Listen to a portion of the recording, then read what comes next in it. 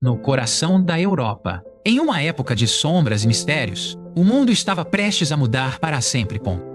Era o século XV, um período onde o conhecimento era um tesouro trancado em bibliotecas monásticas e castelos inexpugnáveis. Os livros eram raros, objetos de luxo acessíveis apenas aos reis, ao clero e aos aristocratas mais abastados.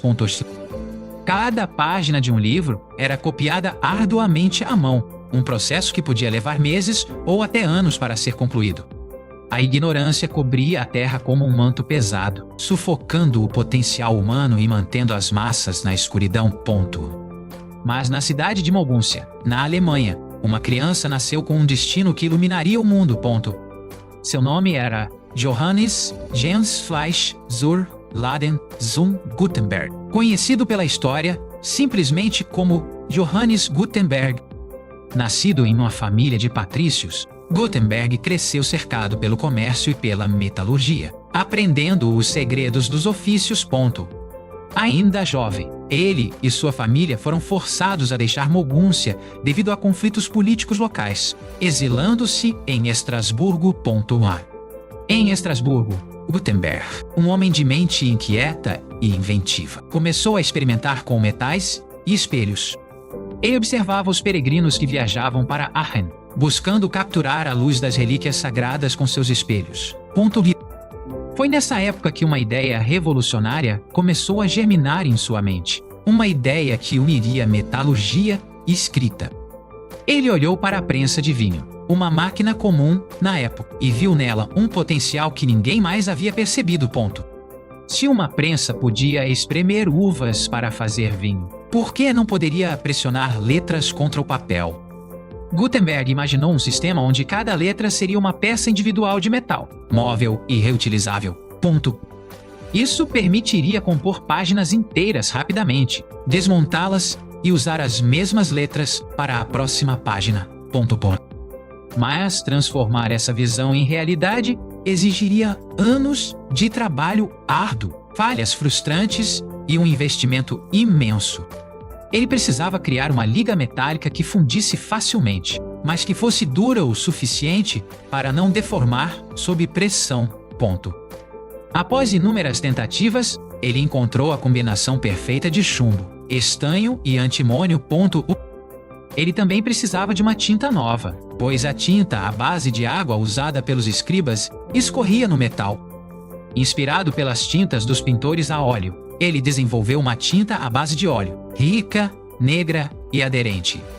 De volta a Mogúncia, Gutenberg buscou financiamento para seu projeto ambicioso, que lhe consumia todo o seu dinheiro. Ele formou uma parceria com Johann Fust, um rico ourives e advogado que viu o potencial de lucro na invenção. Com o ouro de Fust, Gutenberg montou sua oficina, contratou assistentes e começou a trabalhar em segredo. O objetivo de Gutenberg não era apenas imprimir panfleto, mas criar o livro mais perfeito e sagrado de todos, a Bíblia. Ele queria que sua Bíblia, impressa, fosse tão bela quanto qualquer manuscrito feito à mão, pelos melhores monges. Os tipos foram esculpidos para imitar a caligrafia gótica da época, com todas as suas ligaduras e abreviações. A oficina de Gutenberg tornou-se uma colmeia de atividade, com o som rítmico das prensas batendo dia e noite. O cheiro de óleo, metal quente e papel úmido preenchia o ar. O cheiro de uma revolução industrial nascendo. Parsi, liento, passo bem água, pata. Também pento, pasão, percepeito, conto. Cada folha de papel era umedecida antes de ser impressa para garantir que a tinta aderisse perfeitamente. Os compositores pegavam as letras das caixas, uma a uma, e formavam as linhas de texto no componedor. As linhas eram então montadas em páginas inteiras, presas firmemente em uma moldura de ferro chamada rama. A tinta era aplicada aos tipos com trouxas de couro recheadas de lã, batendo suavemente para cobrir as letras. O papel era colocado sobre os tipos, a prensa era baixada e, com um puxão forte da barra, a mágica acontecia. Quando a folha era retirada, As palavras de Deus apareciam em preto nítido e perfeito, idênticas em cada cópia. Gutenberg imprimiu cerca de 180 cópias de sua Bíblia, algumas em papel e outras em velino, um pergaminho de luxo. O mundo nunca tinha visto nada igual. Centenas de livros idênticos, produzidos em uma fração do tempo de um copista. Mas, enquanto a obra-prima estava sendo concluída, as tensões entre Gutenberg e Fust atingiram o ponto de ruptura. Fust, impaciente com os atrasos e querendo retorno sobre seu investimento, processou Gutenberg pelo dinheiro emprestado. O tribunal decidiu a favor de Fust, e Gutenberg, incapaz de pagar a dívida astronômica, perdeu tudo. Ele viu a oficina que construiu com sua alma ser entregue a Fust e ao seu próprio ex-aprendiz, Peter Schoeffer. Fust e Schoeffer colheram a glória e o lucro da invenção de Gutenberg, publicando a Bíblia e outros trabalhos. Gutenberg, agora falido e humilhado, não desistiu, pois o fogo da inovação ainda queimava dentro dele. Ele montou uma oficina menor e continuou a imprimir, embora nunca mais alcançasse a escala de sua primeira empresa. Apesar de sua desgraça pessoal, o segredo da impressão não podia ser contido e se espalhou como fogo selvagem. Ex-funcionários de Gutenberg levaram o conhecimento para outras cidades da Alemanha, depois para a Itália, França e além. Em poucas décadas, milhares de prensas estavam operando em toda a Europa, imprimindo milhões de livros. O custo dos livros despencou, tornando o conhecimento acessível a mercadores, estudantes e até artesãos. A Bíblia de Gutenberg, embora tenha custado a fortuna de seu criador, tornou-se o ícone de uma nova era. Sem a imprensa, o Renascimento talvez tivesse sido apenas um movimento local restrito à elite italiana. As ideias dos humanistas, a redescoberta dos clássicos gregos e romanos, tudo viajou nas asas do papel impresso. Martinho Lutero, décadas depois, usaria a imprensa para espalhar suas teses e desafiar a Igreja Católica. A Reforma Protestante foi impulsionada pela capacidade de colocar a Bíblia nas mãos das pessoas comuns em sua própria língua. A Revolução Científica também deve sua existência à invenção de Gutenberg, permitindo a partilha precisa de dados. Antes da imprensa, os dados científicos eram corrompidos por erros de cópia. Depois, eles podiam ser replicados exatamente. Gutenberg morreu em 1468, pobre e largamente esquecido por seus contemporâneos, enterrado em uma igreja que já não existe. Ele não viveu para ver como sua invenção transformaria cada aspecto da civilização humana nos séculos vindouros. Hoje, reconhecemos Johannes Gutenberg como o homem do milênio, aquele que democratizou a informação.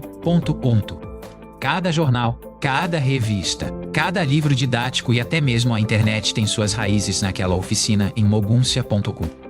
A prensa de tipos móveis foi a chave que destrancou a mente humana, libertando ideias para voarem livremente.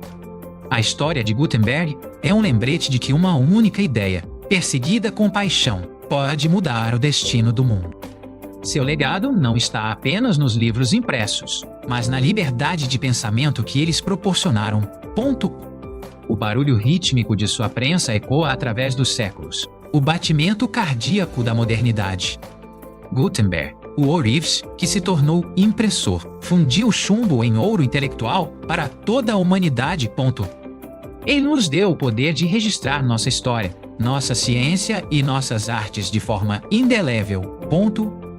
Sem ele, as grandes descobertas de Colombo, Galileu e Newton poderiam ter sido perdidas nas brumas do tempo.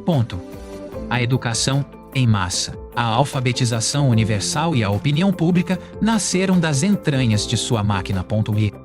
Mesmo na era digital, a estrutura da informação que usamos reflete a organização da página impressa.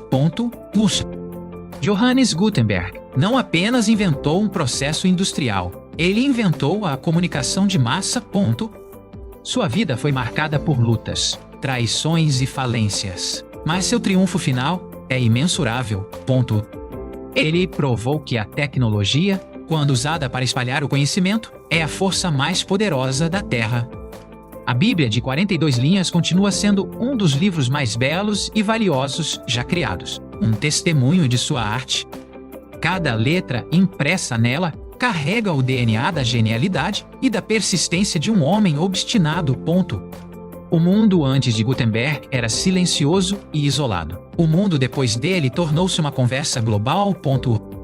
Nós somos, em muitos sentidos, os filhos da galáxia de Gutenberg, vivendo no universo que ele expandiu. Sua invenção quebrou o monopólio da verdade, permitindo que múltiplas vozes fossem ouvidas. Foi o fim da Idade Média e o alvorecer da Era Moderna, marcado pelo som de uma prensa descendo. Gutenberg acendeu uma tocha que passou de mão em mão, de geração em geração, até chegar a nós. E enquanto lermos, escrevermos e compartilharmos ideias, a chama de Gutenberg nunca se apagará. Sua história é a história de como a inovação técnica pode servir ao espírito humano. Ele transformou o chumbo, um metal vil e pesado, em asas para o pensamento humano voar. Assim, celebramos Johannes Gutenberg, o pai da imprensa, o arquiteto da nossa sociedade da informação. Que sua memória seja sempre impressa em nossos corações, tão indelével quanto sua tinta. Pois enquanto houver um livro aberto em algum lugar do mundo, Gutenberg estará vivo. Sua jornada de Mainz para a imortalidade é uma das maiores aventuras da história humana. Ele enfrentou a dúvida, o escárnio e a ruína financeira, mas nunca perdeu a fé em sua visão. Essa visão moldou as mentes de bilhões, educou nações e derrubou tiranos. A imprensa permitiu que a ciência se acumulasse, que a lei se padronizasse e que a cultura florescesse. Não há ferramenta mais poderosa para a mudança do que a palavra impressa distribuída livremente. Goethe não sabia que estava criando o motor da democracia, mas foi exatamente isso que ele fez. Ao tornar os livros baratos, ele tirou o poder dos guardiões e o entregou aos buscadores. A alfabetização deixou de ser um privilégio raro para se tornar um direito humano fundamental. O impacto de Gutenberg na religião foi sísmico, permitindo interpretações pessoais da fé. O impacto na política foi revolucionário, criando a esfera pública onde os governantes podiam ser criticados. O impacto na economia foi estrutural, permitindo contratos, contabilidade e comércio global. Tudo o que somos hoje, nossa sociedade complexa e interconectada, deve uma dívida a ele. Ele foi o primeiro tecnólogo do Vale do Silício, 500 anos antes do silício ser usado. Sua prensa foi o primeiro servidor. Seus livros foram os primeiros pacotes de dados. A aceleração do progresso humano desde 1450 é a prova definitiva de seu gênio. Seu nome é sinônimo de livro, de imprensa e de uma revolução que nunca termina. Ao olharmos para trás, vemos Gutenberg como um gigante sobre cujos ombros estamos todos nós. Ele nos ensinou que a informação quer ser livre e que o conhecimento pertence a todos. Sua vida nos inspira a inovar, a persistir e a acreditar no poder de nossas próprias ideias. Que a história de Gutenberg seja contada e recontada, impressa e reimpressa, para sempre. Pois no princípio era a palavra, mas foi Gutenberg quem a deu ao mundo inteiro. E assim, termina nossa jornada pela vida do homem que acendeu o Renascimento. Johannes Gutenberg, o mestre das letras, o pai dos livros, o herói da humanidade.